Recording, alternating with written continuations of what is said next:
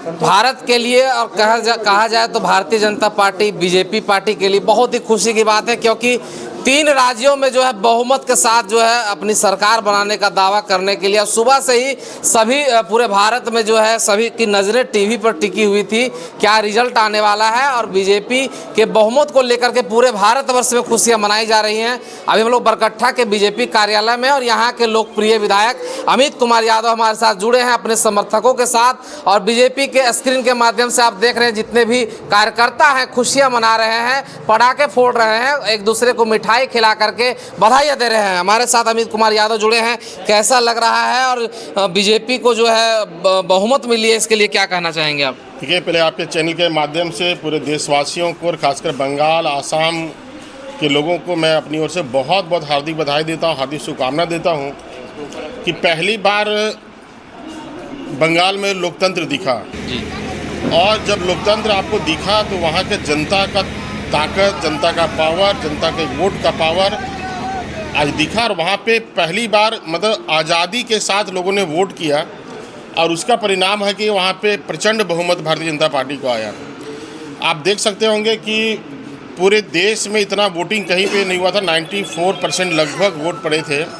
और ये वोट वो संकेत था वहाँ के बदलाव का। जी, पहले बंगाल में क्या होता था कि घर में लोग रहते थे, पहले ही उनको बता दिया जाता था कि तुमको वोट देने नहीं जाना है। जी, घर में जाके स्याही लगा दिया जाता था, तेरा वोटिंग हो गया, और एक आदमी जाके वोटिंग करता था।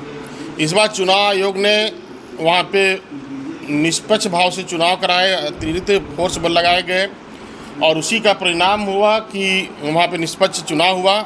नहीं तो पहले बंगाल का चुनाव बांग्लादेशी लोग करते थे, बांग्लादेशी रोहिंग्या आकर के यहाँ मतदान करते थे और बंगाल को प्रभावित करते थे।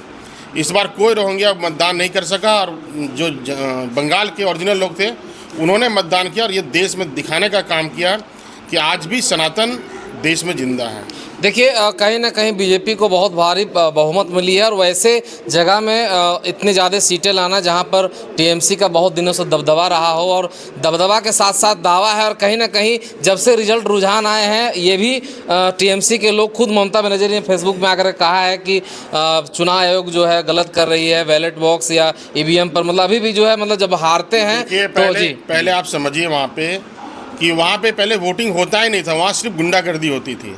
अगर कोई बीजेपी को वोट डालता था और पता चल जाता था टीएमसी वालों को तो उसके घर में जाके मारपीट करते थे, उनको जान से मार देते थे, उनके घर में टिकली सिंदूर सफ़ेद कपड़ा भी दिया जाता था, तो उनको मतदान करने ही नहीं दिया जाता था। आप चाह के भी अपने मनपसंद लोगों को मतदान नहीं कर सकते, वहाँ टीएमसी के गुंडे जो चाहते थे वही पे होता था। लेकिन इस बार वहाँ पे लोगों ने मतदान किया, जब लोगों ने अपना मतदान किया, गुप्त मतदान किया, तो आपको रिजल्ट दिख रहा है कि आज हावड़ा ब्रिज पे जय श्री राम के नारे लग रहे हैं। तो देखिए बहुत सारे राज्यों में बहुमत मिली है, कुछ राज्यों में अभी भी कमियां हैं, उसके लिए क्या कहना चाहेंगे? देखिए रहता ही है राजनीति में, आप चाहेंगे कि पूरे देश में आप ही कब्जा करिएगा तो ऐसा तो नहीं है। जी। हर एक राज्य का अपना अपना तरीका है, अपना अपना पसंद है। और बहुत सारे राज्य में आज भी अभी कांग्रेस का सरकार है, चाहे दूसरे क्षेत्रीय पार्टी का सरकार है, तो ऐसा नहीं कि आप पूरे देश में आप सभी जगह पे सरकार बनाना है, ऐसा संभव नहीं है। ठीक है, कहीं हारते भी हैं, कहीं जीतते भी हैं। आज 5 राज्यों का चुनाव में हम लोग 3 राज्य को जीते हैं, 2 राज्य को हारे हैं। क्या लगता है कि अब बंगाल का विकास होगा या बंगाल का विकास से पहले बंगाल में कानून व्यवस्था जो वहाँ पे शासन प्रशासन समझिए कि एक अलग प्रकार से वहाँ पे कानून चलता था, वहाँ संविधान को नहीं माना जाता था।